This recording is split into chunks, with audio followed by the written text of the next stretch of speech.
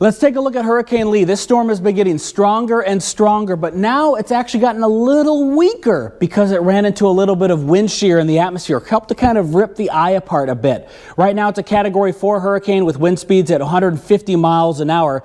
You can see the track of the storm. It's moving to the north and west. Now, if you look at that directional line, that would bring it directly towards spots into the United States. However, it should make that convenient turn.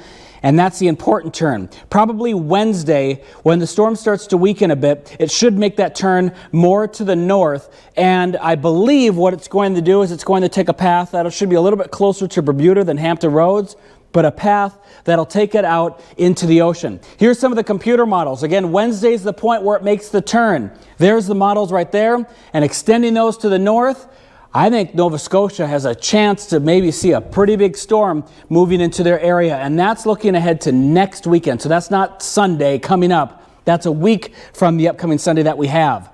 So for us, it is still relatively close by.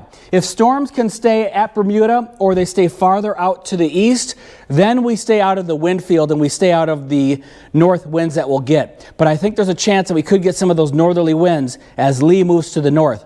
Now the yellow model here, that's the GFS. The European model is the red. I think the slower solution is more correct in this situation. I think the models have been moving these storms a little too fast so far this season. We saw that with Franklin, how the storm really slowed down and it took forever to get out of the ocean. And I think that could be the same thing with this one. I'm not certain yet, but I think that might be the trend, that it may slow down a bit. Now, regardless, it keeps the wind away from us. We probably will get a northerly breeze out of this thing. That could be around 20 to 30 miles an hour, and that would be, I would say, probably Friday or maybe Saturday. So maybe some wind coming from the storm system out of the north by Friday. But before then, the waves start to arrive on Monday. By Thursday next week, we're looking at wave heights that are solid, 3 to 5 feet for the Virginia Beach, Sandbridge area. Higher waves, much larger waves for the southern Outer Banks. Notice the wind, maybe offshore, could be onshore. I'm not quite sure yet. For quality of waves for the surfers, stay tuned.